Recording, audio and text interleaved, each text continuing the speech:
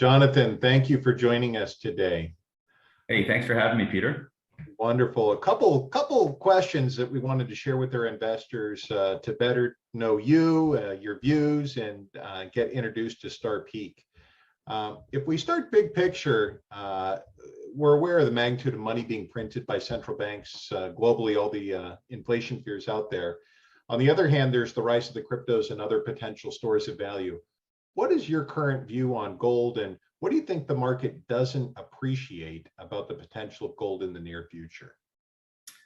Well, a good place to start. I think there's no argument that the amount of money supply it's at an unprecedented level, and really we are not seeing any end in sight. We look at the value of gold as obviously a store of wealth, or in times of printing and mass inflation, this gold trade is an obvious one.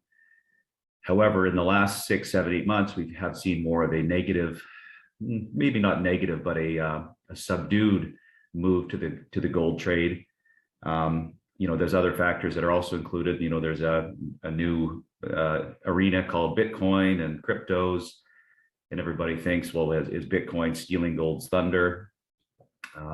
Personally, I think there's more than enough money to go around for people want to buy Bitcoin and go buy Bitcoin. If people want to stick to the gold trade or gold, silver, and metals, then you fly into the metals.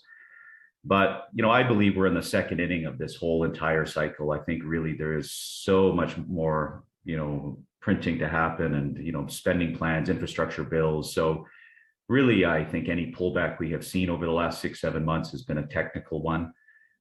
We are still fully focused on higher prices for metals in general, and really, I think it's something that we shouldn't look on a short-term basis. And you look at something out 3, 4, 5 years, I think these numbers are going to be a lot higher. Yeah, wonderful. There's clearly been a commodities rally that started in 2020 and has continued through this year, especially in the base metals, copper, zinc, and others.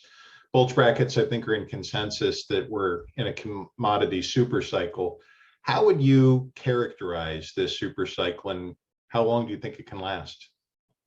Well, just from that last question that we went through, it's really early stages. When you look at precious metals to base metals, let's coin in there zinc, copper, lead.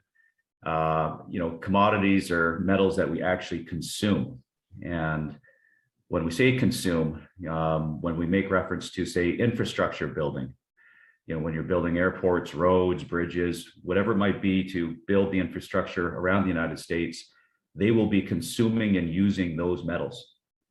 So if we look at it, we've already seen a surge in the pricing in the last couple of years. For instance, zinc's gone from 2,000 to 2,900 a ton. I mean, how can it not continue the rise with a massive spending plan to consume these types of metals? So we really haven't even started, in my mind, this cycle.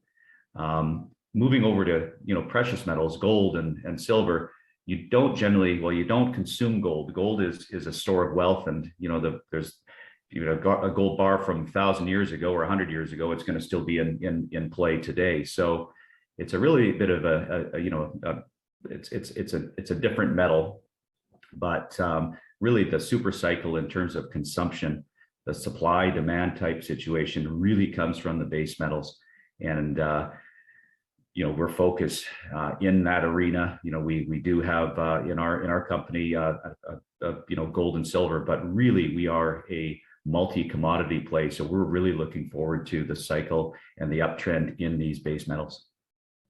Wonderful.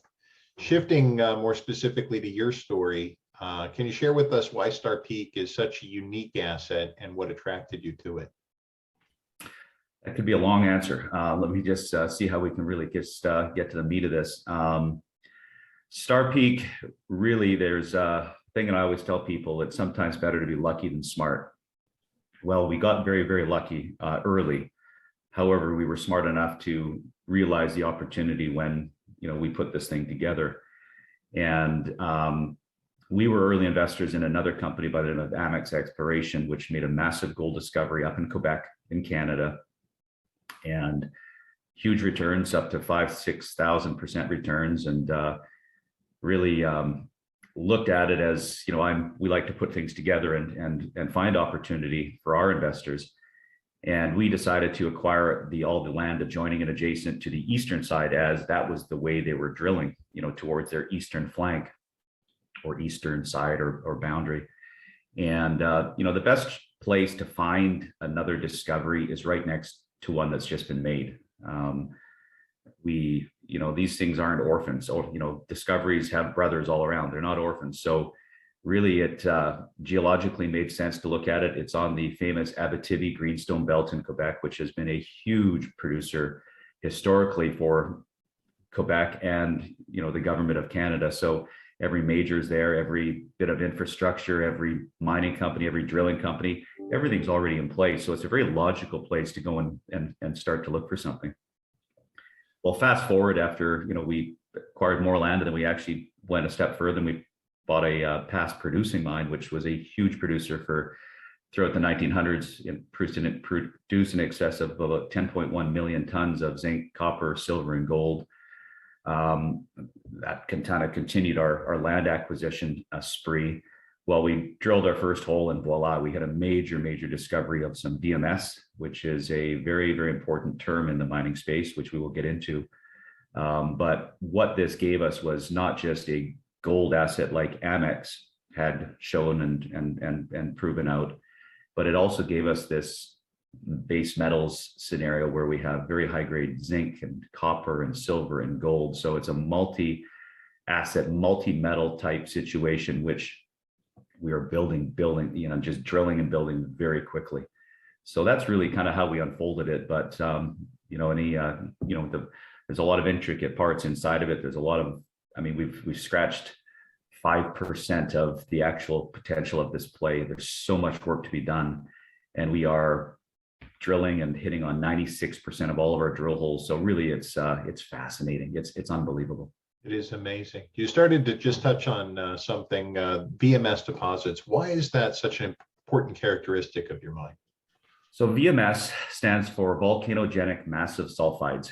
As the word sounds, volcano, the formation came from volcano flows up through the core into the crust, and as over time it's spilled out in these deposits in little areas of you know, that we're looking at, we're drilling, and they are very rich in base metals, copper, zinc, lead, and they also contain precious metals.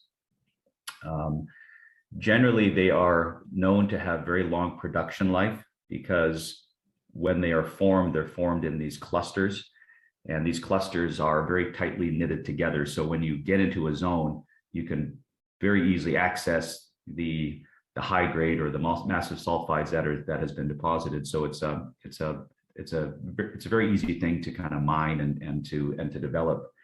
Additionally, the cost profile for having a VMS deposit is substantial.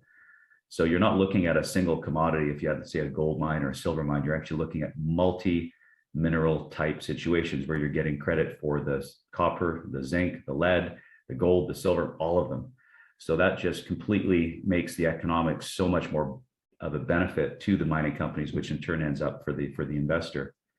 And then historically, if you look at the rarity of the occurrence, I mean, I think when we found this VMS deposit, we got so much attention because it's quite a rare occurrence. There haven't been very many VMS deposits over the last 10 years, you know, in Canada.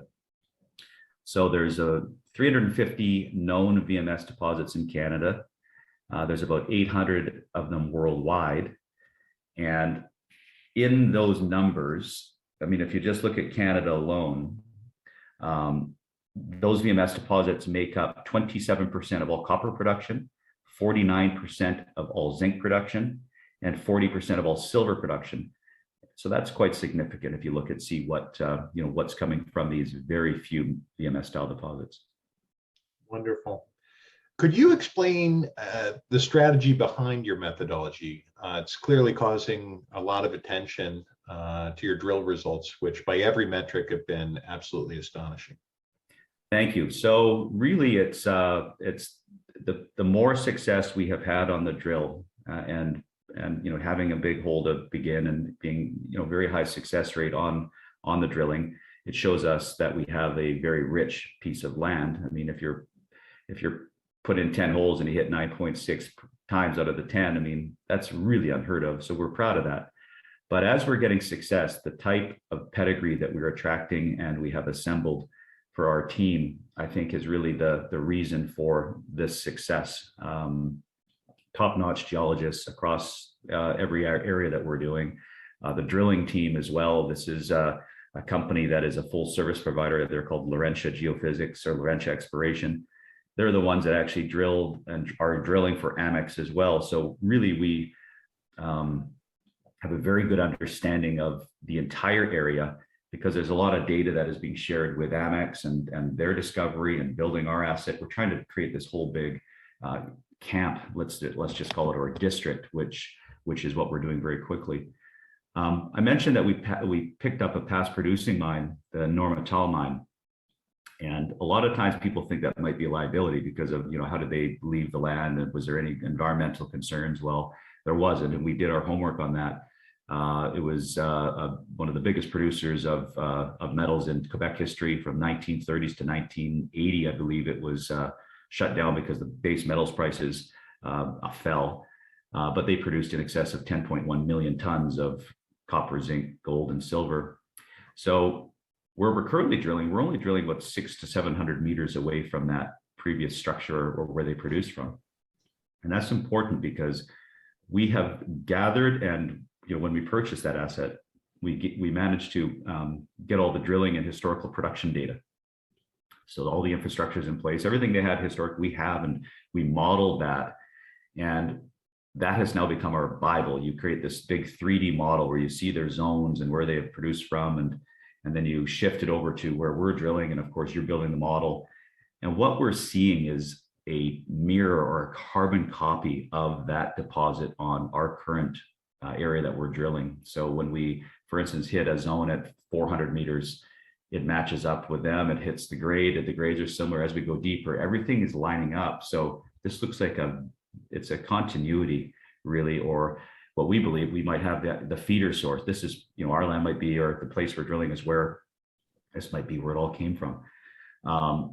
So it's, the other thing is that the technology that we are using as well is so much different today than it was back when they were drilling throughout the 1900s. So we have the ability to drill a hole and then put a probe down. It's called a BHEM probe. And you put these probes down to certain areas where you're trying to find areas of conductivity, where you can get a big spike on the conductivity radar. And that will be an area that you have to basically focus and drill on. So we can pinpoint these drill targets, and we're hitting them within a meter. I mean, when you're going down 700 to 800 meters currently at our depth, we're just drilling so smart. There's no wasted drills. Oh, we missed it by, everything is pinpointed to exactness. And also, the deeper we're going, we're getting very, very rich in the copper and more of the gold. So, zinc is a very nice thing to have, and that's the kind of the metal on surface. But really, the big stuff is we're getting these huge high grade copper zones down the deeper we go, and that correlates exactly with the production that the Normatal mine did throughout the 1900s. So, like I said, we've only scratched the surface of this thing, and this thing we can blow this thing wide open. As you said earlier, sometimes it's better to be lucky than smart, but I think there's likely to be a lot of copycats of your strategy to go after some of the hottest producing mines now that technology has come so far along. Exactly. No, it makes sense. Everybody, let's get back to, the gold price, for instance. I mean, gold is the barometer for mining. I mean, you could be a zinc player or a silver player, and if the gold market's crappy for a couple months, your market's going to be crappy for a couple months. It's just really the barometer. But one thing you have to look at, gold being at, 1770 or whatever it is after the horrific week we had with the flash crash or whatever you want to call it earlier last Monday. If you can't make money at $1,700, $1,800 gold, you give up. We're in Canada. This is the most mining friendly jurisdiction in the world. and Quebec takes it a step further. It is beyond friendly. The tax credits the government gives, the infrastructure plays in there. I mean, if you're not making money at $2,000 Canadian a gold, so let's convert it to Canadian, then you have no business being in this arena. This is a gift at these prices, and as we all think prices are going higher, it's even going to be that much more padding and that much more cushion for when it actually starts to move. Fantastic. Johnathan is, a steward of capital. You've been able to raise some good capital recently. What has insider participation been in the recent financings? So we, as management and insiders, we roughly own up to 40%, 35 to 40%. I'll have to check the numbers as what it is, but we have a huge ownership in the company. We have kept a very, very tight structure. I'm very proud of this. So I'm the guy that's a financial guy, and I've got great geologists and team behind me. So I just make sure there's enough gas in the tank, and I run the market. So, as chairman and CEO, I play more of a market role than, the scientists and the geos would play, and just providing me with all the, the expertise in that front. So we slowly built it up. I mean, when you start these things, we started with a 5,000 meter drill program so we didn't have to raise that much money. We raised a quick $1 million. And as we've had success, we've moved from up to 20,000 to 40,000 to 60,000 meters, which we currently are. I mean, and we'll go from there. I mean, these rigs will not stop. And so throughout that, progression, we've raised money at certain levels, $1.50, I think it was $2.60, $3.60, and recently at $3.80, a massive premium to the market. We did a $3.80 round for. So these institutions that are funding me, they're actually participating at every level. So I like to see when a player comes in and they get involved at $1.50, well, they're averaging up their price at $2.50, $2.60, $3.60, $3.80. It's nice to see that they're sticking by it and averaging their price up. And that's important because that means they like what they're seeing and what the potential of this thing is. You're not just having a guy come in at $1.50 and at $3 they're blowing out their paper. These guys are sticking by it, and they're becoming long-term players in this. So really, it's when you have 7.5 million, I think we currently have in Canadian dollars, fully funded. Everything is completely paid, no debt. Three drill rigs going all at the same time, and you're just basically drilling, and putting out releases, and you can build this thing up really, really quickly.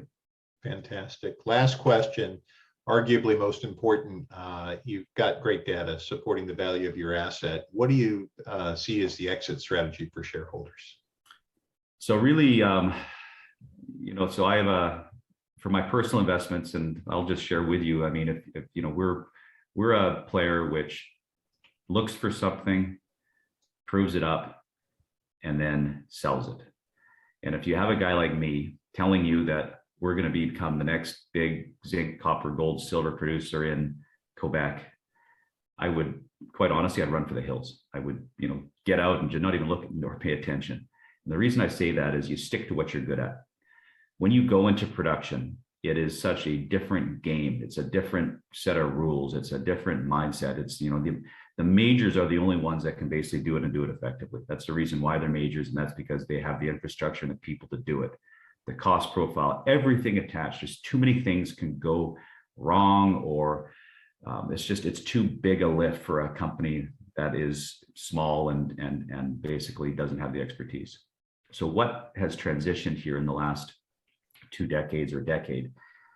Major mining companies don't do exploration anymore. They rely on companies like us to do it for them. So once we manage to find an asset, you attract the interest of the majors. And I will say, after early in, when we first found our VMS deposit, we have been in conversation with 2 majors. I won't say who they are, but we are now being totally followed. We have regular calls in every press release, which is fascinating for us because, again, that shows the high urgency for VMS. I mean, when they see something, they really want to get into it immediately. We will keep building up this asset and drilling it to a size and building the resource and do the economics on it, do the feasibility studies, and put a nice bow on it and put on a silver platter. And then, yes, our exit would be to sell it to a major. All I can say is, with the aggressive part of my drilling and how quickly we are building up this resource, the more I drill, the more expensive I become. because I'm just making this resource that much bigger. And really, that for our investor would be the exit, would be to get involved with a company which is drilling out an asset very quickly with a very high success rate. You can see from my press that the resource is only getting bigger and bigger and bigger. And at the end of the day, how long will it be? Well, if they're following us already in this early stage, I don't think they want us to get that much bigger before they make a move. Fantastic. Makes a lot of sense. Johnathan, thank you for joining us today. Thanks for having me, Peter.